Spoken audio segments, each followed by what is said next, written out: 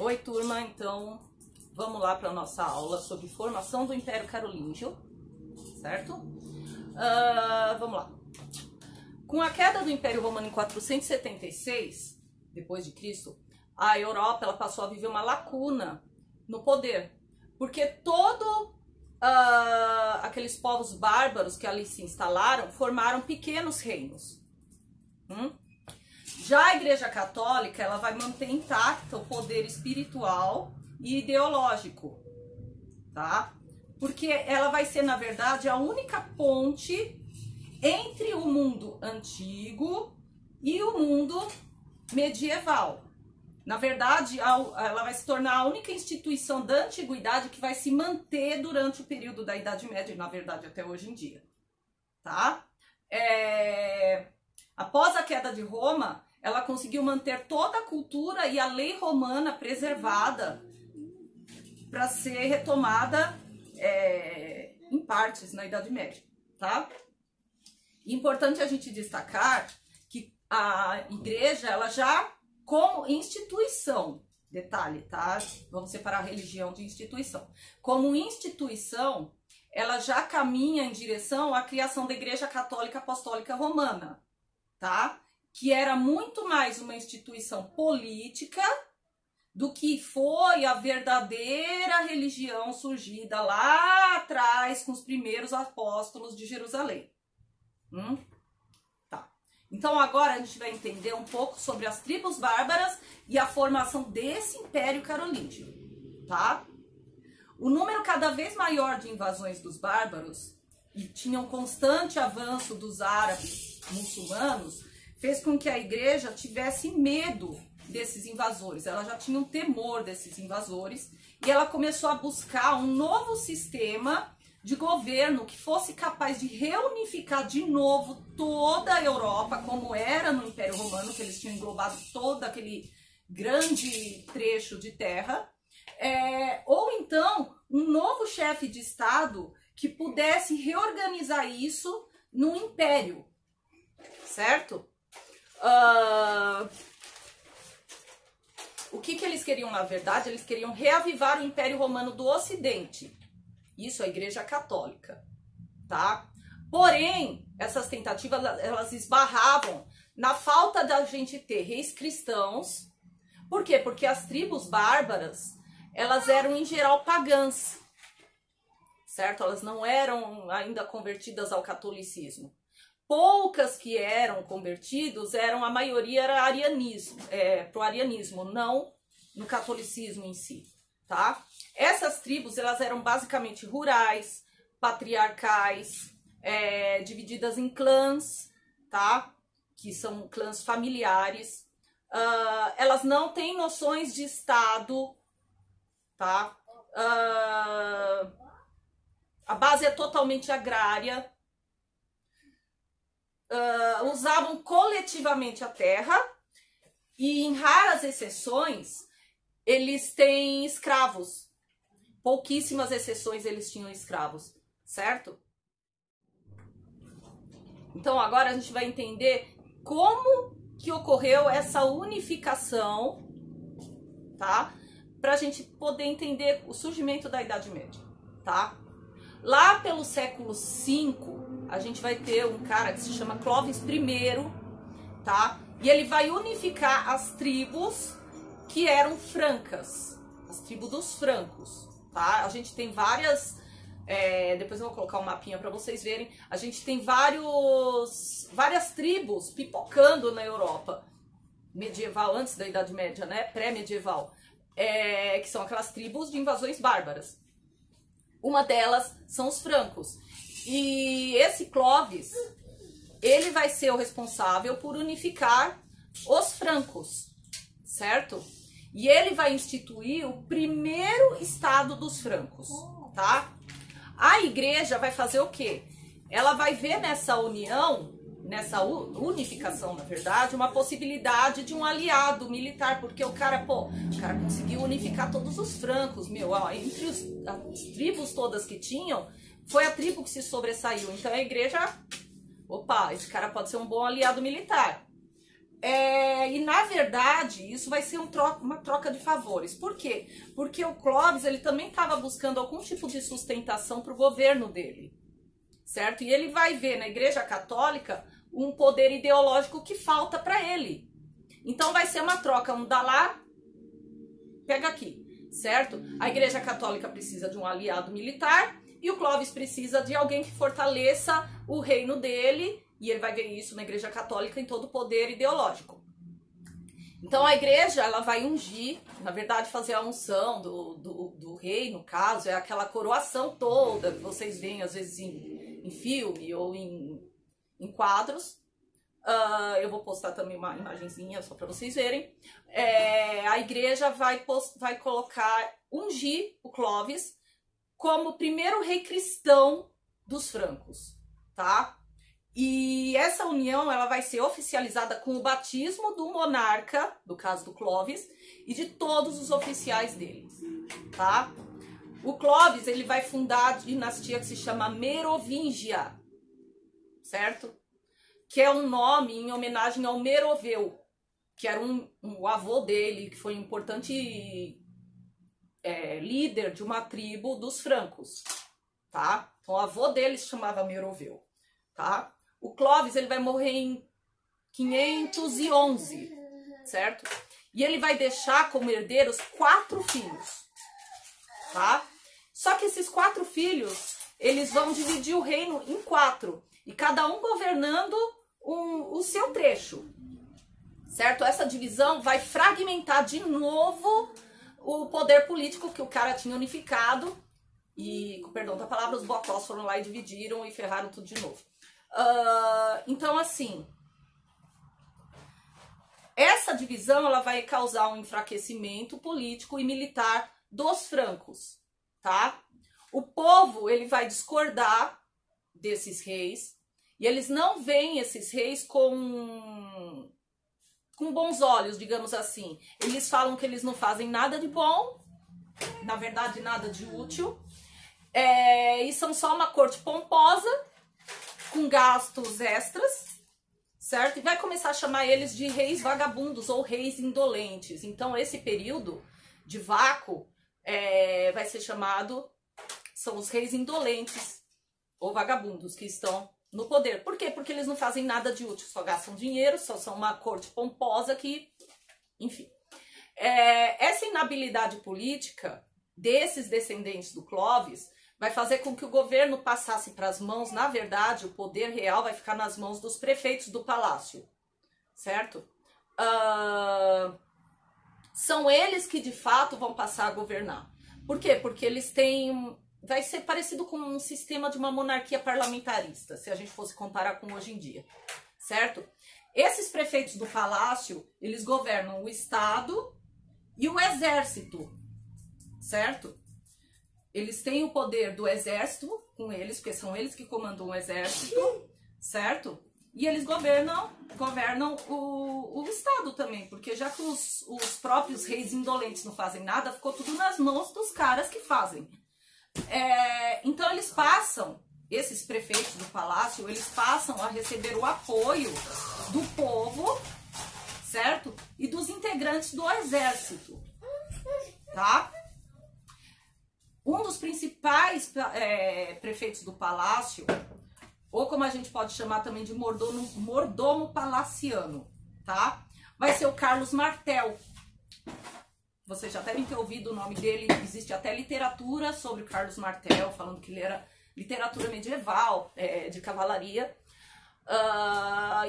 O Carlos Martel, ele nasce em 715 depois de Cristo, vai morrer em 741. E ele vai ter muita fama. Por quê? Porque ele vai vencer os visigodos e vai barrar a entrada dos árabes na Batalha de Poitiers, que eu não vou entrar em detalhes aqui, porque os árabes, eles ficam muito na Península Ibérica. A Península Ibérica é aquele pedaço onde fica Espanha, Portugal. Então, eles sempre tiveram muito controle ali.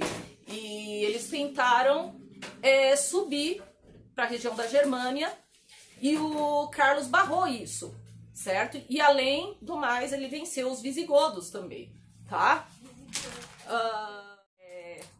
O Carlos Martel, ele vai conseguir no exército dele fiéis seguidores, além dele ter a simpatia da população, tá? Então, assim, Martel, ele vai vencer várias batalhas, ele vai impedir a invasão dos árabes, vence os visigodos, e essas conquistas do Martel garantem aos francos um aumento das terras, sabe? Assim, ele vai conseguir aumentar a quantia de terras e ele vai dividir essas terras com os oficiais dele, né? Só que um detalhe, o Martel, ele vai entrar em conflito com a Igreja Católica quando ele vai tomar de novo os territórios que já tinham pertencido à Igreja Católica. A Igreja Católica tinha alguns territórios e por questão de alguns problemas eles perderam, certo? E aí o Martel conseguiu retomar. Só que o Martel, em vez de devolver esses territórios para a igreja, o que ele fez? Ele dividiu de novo entre os oficiais dele e tocou foda-se para a igreja. Desculpa a palavra, mas bem isso. Então ele causou uma rixinha com a Igreja Católica, tá?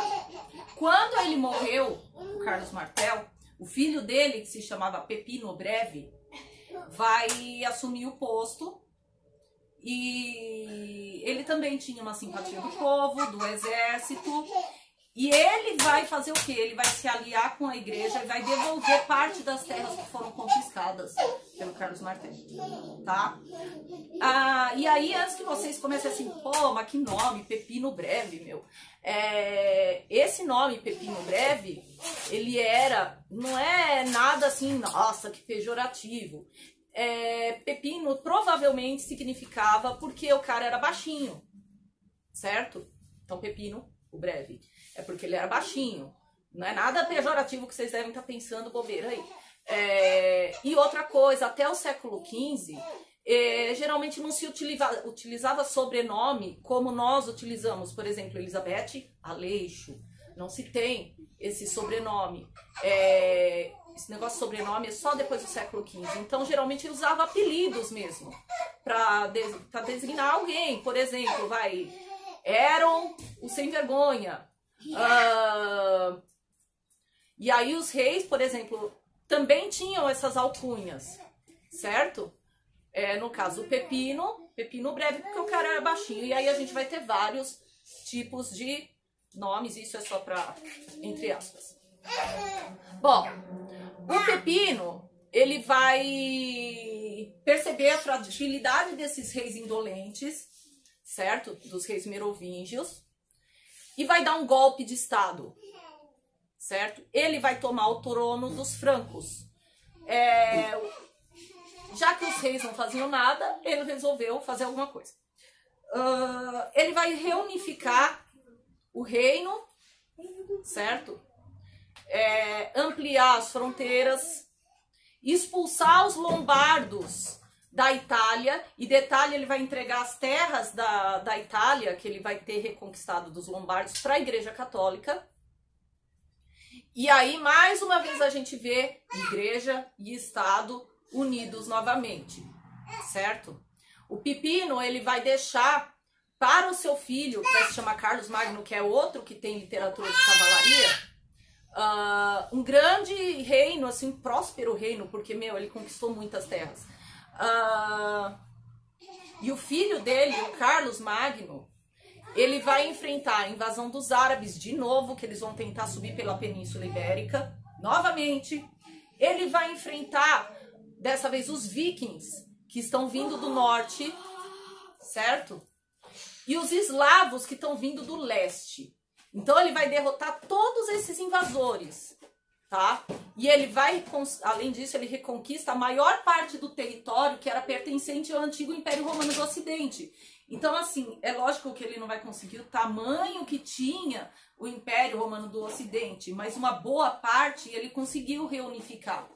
Então, assim, por isso que o Carlos Magno tem uma grande importância. Aí a gente entra com a Igreja Católica de novo. Lembram que eu falei que a Igreja Católica tinha um sonho de reavivar o Império Romano, aquela unificação toda de novo, alguém em torno de um nome. Eles vão ver nesse cara, no Carlos Magno, eles vão ver essa possibilidade. Então aí a gente vai ter a Igreja Católica certo? O Papa, no nome do Leão III, vai de novo fazer a coroação do Carlos Magno, vai ungir o Carlos Magno como imperador do Sacro Império Romano, tá? Essa coroação vai ser feita em 25 de dezembro de 800. Data simbólica, porque vai ser o Natal. É uma das datas mais simbólicas para a Igreja Católica, simbolizando mais uma vez a união de Igreja e Estado, tá?